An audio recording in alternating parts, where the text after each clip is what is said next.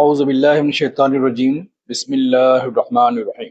حضرت محدث دکن کا مختصر تذکرہ۔ صاحبو، یہ ایک حقیقت ہے کہ ہم بزرگان دین سے عقیدت کا اظہار اپنی طرف سے نہیں کرتے، بلکہ اللہ تعالیٰ نے اپنے کلام میں ان کی عظمت کو بیان فرمایا ہے۔ حضرت رسول اللہ صلی اللہ علیہ وسلم نے اپنے ارشادات میں ان کا مقام و مرتبہ ذکر فرمایا ہے، اور صحابہ کرام رضی اللہ عنہم، تابعین، سلف صالحین نے ان کے تذکروں کو محفوظ فرما دیا۔ اسی وجہ سے اسلامی کتابوں کا ذخیرہ بزرگان دین کے تذکروں سے بھرا ہوا ہے۔ صاحبو، اولیاء کرام کے واقعات اور صالحین امت کا تذکرہ کرتے رہو، ان کی مبارک زندگیوں سے سبق حاصل کر کے اپنی دنیا و آخرت کامیاب بنانے کی کوشش کرتے رہو۔ اللہ تعالیٰ نے انہیں دنیا و آخرت میں عزت و اکرام اور بلندیوں سے نوازا ہے، اور ان کے مبارک تذکرے کو گناہوں کا کفارہ قرار دیا۔ حضرت معاذ رضی اللہ عنہ سے روایت ہے، انبیاء کرام کا ذکر عبادت ہے اور اولیاء کرام کا ذکر گناہوں کا کفارہ ہے۔ آج ہم جس مبارک ہستی کا ذکر کرنے کی سعادت حاصل کر رہے ہیں، وہ ہیں رہبر شریعت، پیر طریقت، حامی سنت، فخر العلماء، زبدۃ المحدثین، خاتمۃ المحققین، واقف رموز شریعت، ابو الحسنات حضرت سید عبداللہ شاہ نقشبندی مجددی قادری محدث دکن رحمۃ اللہ علیہ۔ آپ کا نام مبارک سید عبداللہ شاہ اور کنیت مبارک ابو الحسنات ہے۔ آپ کی ولادت باسعادت 10 ذی الحج 1292 ہجری روز جمعہ 5 بجے صبح حیدرآباد میں ہوئی۔ حضرت محدث دکن رحمۃ اللہ علیہ کا سن ولادت حضرت رسول اللہ صلی اللہ علیہ وسلم سے آپ کی کامل وابستگی و تعلق کا آئینہ دار ہے۔ 92 حضور صلی اللہ علیہ وسلم کے نام مبارک محمد صلی اللہ علیہ وسلم کے اعداد ہوتے ہیں، اور 12 حضور صلی اللہ علیہ وسلم کی پیدائش کی تاریخ ہے۔ حضور صلی اللہ علیہ وسلم کے نام مبارک کا ہی فیضان ہے کہ حضرت محدث دکن رحمۃ اللہ علیہ کا اس دنیا میں جملہ قیام 92 سال رہا، کیونکہ آپ کا وصال 18 ربیع الثانی 1384 ہجری میں ہوا۔ آپ کے والد محترم کا نام حضرت مولانا الحاج حافظ و قاری سید مظفر حسین صاحب قبلہ نقشبندی مجددی رحمۃ اللہ علیہ ہے۔ آپ حضرت نقشبند دکن سعد اللہ شاہ نقشبندی مجددی رحمۃ اللہ علیہ کے خلیفہ حضرت مولانا محمد نعیم صدیقی المعروف مسکین شاہ صاحب نقشبندی مجددی رحمۃ اللہ علیہ کے خلیفہ ہیں۔ حضرت محدث دکن رحمۃ اللہ علیہ کے والد بزرگوار بچپن ہی میں تعلیم کے ارادے سے حیدرآباد تشریف لائے اور تفسیر، حدیث، فقہ میں کافی مہارت حاصل فرمائی، اور اپنے زمانے میں حیدرآباد کے مشہور علماء میں شمار ہوئے۔ حضرت محدث دکن رحمۃ اللہ علیہ کا نسب مبارک جنتی جوانوں کے سردار سید الشہداء حضرت سیدنا امام حسین رضی اللہ عنہ سے ہوتا ہوا 44 واسطے پر مولائے کائنات حضرت سیدنا علی مرتضیٰ رضی اللہ عنہ تک پہنچتا ہے۔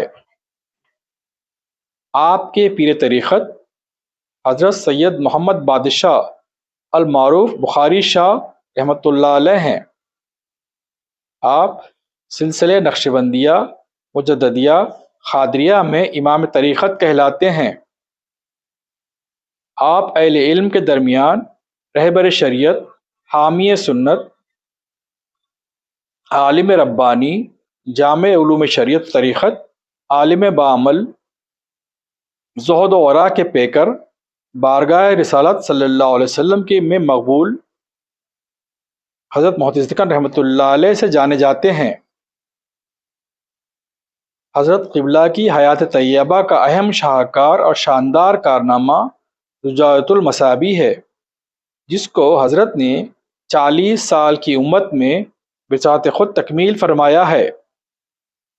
اس کے علاوہ نور المصابیح، گلزار اولیاء، علاج السالکین، کتاب المحبت، سلوک نقشبندیہ مجددیہ، یوسف نامہ یا تفسیر سورہ یوسف، شہادت نامہ، قیامت نامہ، میلاد نامہ، معراج نامہ، فضائل نماز، فضائل رمضان، جامع جم یعنی شجر انصاب عالم، نسب نامہ حضور صلی اللہ علیہ وسلم، تصوف کی بہار جیسے کتابیں آپ کی تصنیفات میں داخل ہیں۔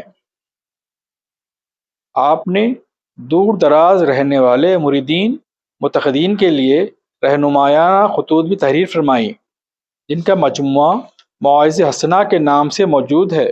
حضرت قبلہ بلا لحاظ مذہب و ملت انسانی دنیا کے لیے اللہ تعالیٰ کی رحمت کا باعث تھے، جنہوں نے اپنی زندگی میں بنی نوع انسان کی جس طرح خدمت فرمائی ہے وہ آپ ہی کا خاصہ تھا۔ آپ کے صفات عالیہ کا مکمل بیان ہماری زبان سے باہر ہے۔ آپ ہر چھوٹے بڑے، عورت مرد، بچے جوان، بوڑھے غریب و امیر سب کے ساتھ مثالی ہمدردی کا یکساں سلوک فرماتے۔ جب آپ کسی کو نوازتے تو ہر شخص یہ سمجھنے پر مجبور ہوتا کہ حضرت قبلہ کے عنایات سب سے زیادہ مجھ پر ہیں۔ حضرت پیران پیر رضی اللہ عنہ جب بھی وعظ فرماتے، تقریر و بیان فرماتے، اتنا پیارا انداز ہوتا کہ ایک عالم کی سمجھ میں بھی آ جاتا اور ایک عام آدمی کے بھی۔ اسی طرح حضرت محدث رحمۃ اللہ علیہ حضرت پیران پیر رضی اللہ عنہ کی پیروی میں اپنی بات ایسے ہی پیارے انداز میں پیش فرماتے۔ حضرت قبلہ کی عادت شریفہ تھی کہ جب بھی آواز شروع کرتے تو درود شریف پڑھنے کے بعد کبھی صاحبوں کہہ کر خطاب فرماتے، کبھی بابا کہہ کر۔ ہر شخص کو ایسا لگتا کہ حضرت مجھ سے ہی مخاطب ہیں۔ حضرت قبلہ کے مواعظ شریفہ کی ریکارڈنگ آج بھی محفوظ ہے۔ آپ کی آواز مبارک میں وہ درد اور کیفیت ہوا کرتی کہ حاضرین کی آنکھیں اشک بار ہو جاتی۔ آپ کی باتیں سیدھے دل پر اثر انداز ہوتی ہیں۔ آج بھی جب آپ توجہ سے حضرت کا بیان سنیں گے تو وہی کیفیت اپنے اندر محسوس فرمائیں گے۔ حضرت قبلہ کی خاص بات یہ تھی کہ بڑے بڑے مسائل کو نہایت آسانی سے حل فرماتے۔ ایک دفعہ ایک صاحب نے آ کر کہا، کسی قسم کا علم غیب سوائے خدا کے کسی کو نہیں۔ نبی کریم صلی اللہ علیہ وسلم کے تعلق سے بعض غیب دانی کی باتیں منسوب کر کے مختلف سیرت کی کتابوں میں جو عقیدتاً جو لکھ دی گئی ہیں، ان کا قرآن و حدیث کی روشنی میں کوسوں پتہ نہیں۔ حضرت آپ فرمائیں، سیرت نگار حضرات کی یہ بے علمی اور جہل بری بات ہے یا نہیں؟ حضرت قبلہ نے ان کا جواب اس طرح عنایت فرمایا، بے جہل، بے علمی اور جہل تو واقعی بڑی بری بات ہے۔ بے علمی اور جہل سے فتنے پیدا ہوتے ہیں، اور بعض وقت یہ فتنے کفر الالحاد کی حدوں کو چھو جاتے ہیں۔ اب یہی دیکھیے نا، علم ظاہر کے لحاظ سے اگر نبی کے معنی ہی آپ کو معلوم ہوتے تو کبھی یہ اعتراض نہ کرتے۔ نبی کے معنی ہے خبر دینے والا۔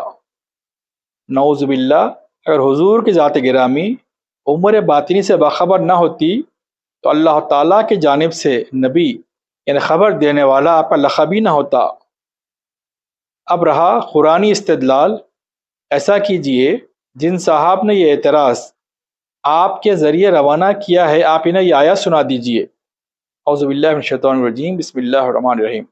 وما ہوا علی الغیب بزنین، اور ہمارے محمد صلی اللہ علیہ وسلم غیب کے ظاہر کرنے میں بخیل نہیں ہیں، بلکہ وہ غیب کی باتیں ظاہر کرتے رہتے ہیں۔ پارہ 30 سورہ التکویر۔ حضرت قبلہ کو مسجد سے والہانہ محبت تھی، اس لیے آپ کا زیادہ سے زیادہ وقت مسجد میں گزرتا، صرف اپنی ضروری ضروریات بشری کے تحت مکان تشریف لاتے، اور جو ہی ضرورت سے فارغ ہوتے پھر مسجد کا ارادہ فرماتے۔ مسجد میں نماز پڑھنے کے اس قدر پابند تھے کہ آندھی، اندھیرا، طوفان، بادل کی گرج، موسلادھار بارش، کڑکڑاتا جاڑا، سخت دھوپ آپ کو برے وقت مسجد تشریف لے جانے سے روک نہیں سکتی تھی۔ جب آپ مسجد میں بارش کی وجہ سے مصلیوں کی تعداد میں کمی پاتے تو ارشاد فرماتے، ذرا سی بارش ہو جاتی ہے تو مصلیان مسجد غائب ہو جاتے ہیں۔ حضرت کی عمر تقریباً 90 سال ہو چکی تھی تو بیماری کی وجہ سے کمزوری طاری ہوئی۔ رمضان مبارک کا مہینہ تھا۔ مشہور ڈاکٹر جو حضرت کا علاج کر رہے تھے انہوں نے مشورہ دیا کہ اس کیفیت میں حضرت روزہ نہ رکھیں تو بہتر ہے، لیکن حضرت نے برابر روزہ رکھا۔ جب نماز تراویح پڑھنے کا وقت آیا تو ڈاکٹر صاحب حضرت کے بازو تھے، خوف کھا رہے تھے کہ حضرت نماز کیسے ادا کریں گے، طبیعت بہت زیادہ خراب ہے۔ ڈاکٹر صاحب کہتے ہیں کہ حضرت کو نماز سے روکنے کی مجھ میں ہمت نہیں تھی، لیکن میں نے ادب سے عرض کیا، حضرت آپ بیٹھ کر نماز پڑھ لیجئے۔ تو حضرت قبلہ نے ارشاد فرمایا، میاں 2 رکعت کھڑے ہو کر پڑھ لیں گے۔ جب 2 رکعت ہوئی تو میں نے عرض کیا، حضرت بیٹھ کر پڑھ لیجئے۔ کہا 2 رکعت اور ٹھہر کر پڑھ لیں گے۔ 2 رکعت کہتے کہتے الحمدللہ 20 رکعتیں ہو گئیں۔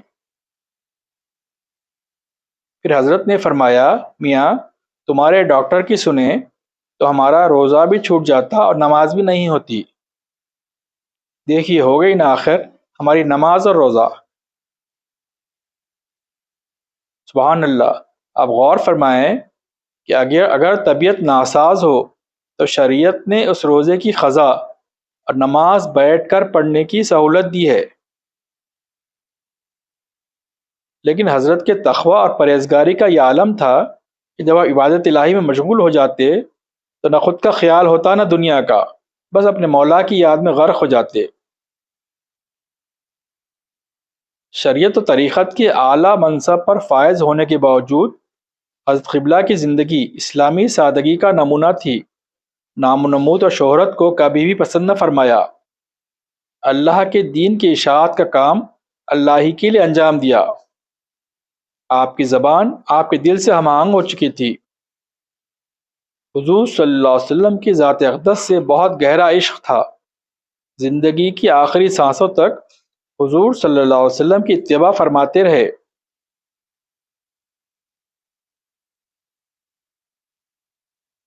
حضرت کے وصال سے تقریباً 20-25 دن پہلے کی بات ہے کہ ایک دن حضرت قبلہ کی حالت انتہائی نازک ہو گئی۔